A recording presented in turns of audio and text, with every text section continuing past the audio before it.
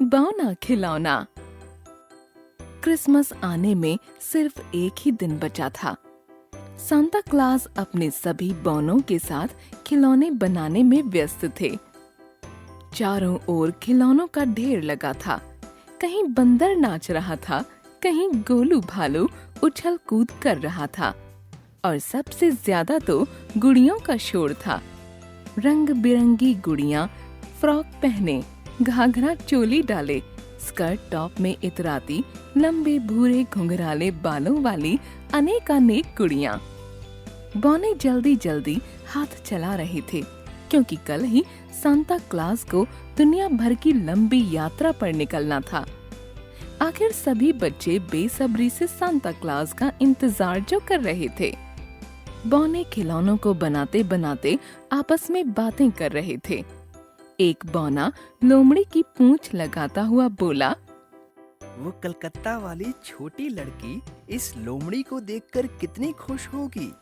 दूसरा बौना रोबोट बना रहा था तो तीसरा किसान के सिर पर गट्ठर सजाता हुआ बोला, अरे जल्दी जल्दी हाथ चलाओ, सबकी इच्छा पूरी करनी है सांता को।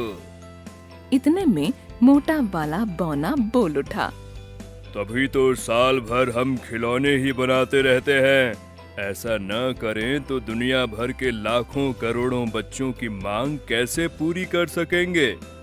बौनों के हाथ जल्दी जल्दी चलने लगे। बच्चों के छोटे बड़े खिलौने पैक होने लगे। सांता क्लॉस एक एक को अपने थैले में भरने लगे। अचानक वे कुछ याद कर रुक गए और बोले, अरे मैं तो भूल ही गया। देखो ना, दिन ब दिन बूढ़ा होता जा रहा हूँ, भूलने लगा हूँ। बारंबारी के नन्हे फरिश्ते ने कितने ही दिनों से बार बार यही प्रार्थना की है कि उसे इस बार एक बौना ही चाहिए। बस अब एक अपने जैसा बौना बना डालो तो मैं चल पड़ूं। पहला बौना बोला, पर खिलौने बनाने की सारी सामग्री तो खत्म हो चुकी है, शायद ही कुछ मिले। सारे बौने सभी जगह कपड़ा, रुई, धागा, रिबन आदि ढूंढने लगे। सारा सामान उलट पुलट करने पर भी बौना बनाने लायक सामान इकट्ठा न हो सका। सभी को बहुत बुरा लगने लगा। कितनी आशा से इंतजार कर रहा होगा वो नन्हा बच्चा। सांता, उसका तो दिल ही टूट जाएगा। एक बौना उदास होकर बोला। सहसा सांता क्लॉस की आंखों में चमक आ गई। एक रास्ता है, तुम में से एक बौना मेरे साथ चले। मैं तुम्हें उस बच्चे के पलंग के पाए पर लटकते मोजे में डाल आऊंगा।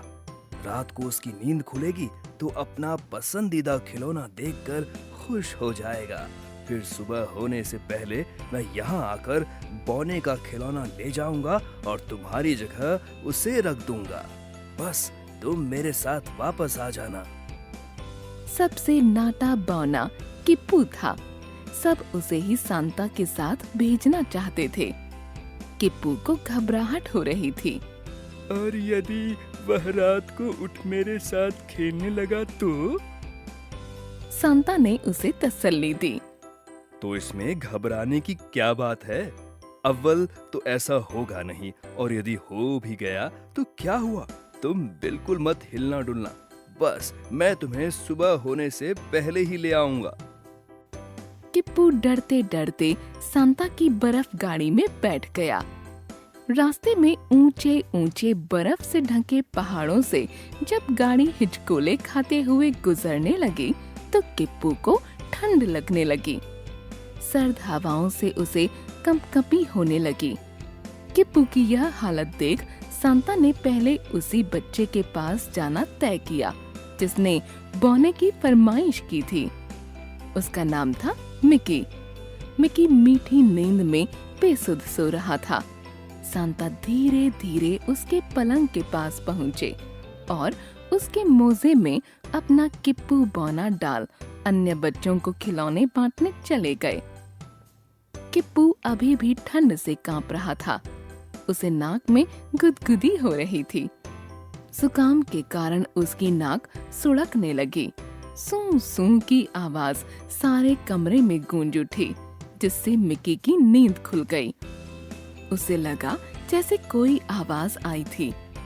चारों ओर अंधेरे में आंखें फाड़ फाड़ कर देखने पर उसकी नजर मोजे पर पड़ी। मोजे में बौने को देख वह खुशी से उछल पड़ा। किप्पू दम साधे बैठा रहा। मिकी उसे मोजे से बाहर निकालकर अपने बिस्तर पर ले आया। मिकी ने यह देखने के लिए कि यह भी तो कहीं चूं चूं करने वाली गुड़िया की तरह ही तो नहीं है, उसे पेट से दबाया।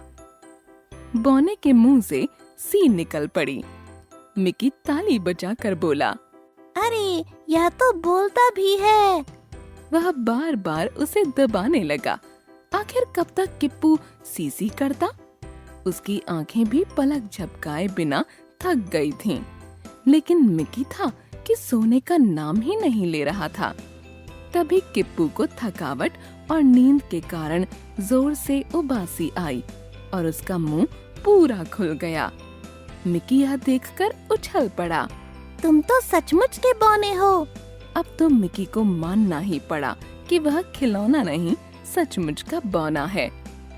फिर तो मिकी उससे तरह तरह के प्रश्न पूछता रहा और किप्पू उसके अजीबोगरीब प्रश्नों के उत्तर देता रहा। मिकी उत्साहित था कि वह सुबह होते ही अपने सभी दोस्तों को बौने से मिलवाएगा। इस तरह वह हीरो बन जाएगा। किप्पू बोलता रहा और मिकी सुनता रहा। फिर वह ऊँघने लगा। धीरे धीरे उसे नींद ने आ घेरा। सपने में भी वह किप्पू के साथ बातें करता रहा। सुबह होने से पहले ही सांता दूसरे बौनों की सहायता से खिलौना बनवाकर वापस किप्पू के पास आ गए। खिलौना हूबहू किप्पू जैसा ही था। बौने ने मिकी को प्यार किया और सांता की बर्फ गाड़ी में बैठकर चला गया। सुबह आंखें खुलते ही मिकी बौने को लेकर दौड़ता हुआ रसोई घर में माँ के पास पहुँचा। माँ देखो माँ, इस साल सांता ने मुझे यह सचमुच का बौना दिया है। माँ खुश थीं कि मिकी की इच्छा पूरी हो गई है। मिकी ने बौने को इतना दबाया, हिलाया डुलाया, गुस्से में थप्पड़ भी मारा, पर बौने के मुंह से न तो सी निकली, न वह हिला डुला और न ही कुछ बोला। मिकी माँ पापा को बार बार विश्वास दिलाने की कोशिश करता रहा कि रात में उसने बौने से ढेर सारी बातें की हैं। पापा ने उसका माथा थपथपाते हुए प्यार से कहा, जरूर तुमने कोई सपना देखा होगा। मिकी सोच में पड़ गया कि क्या वह सपना था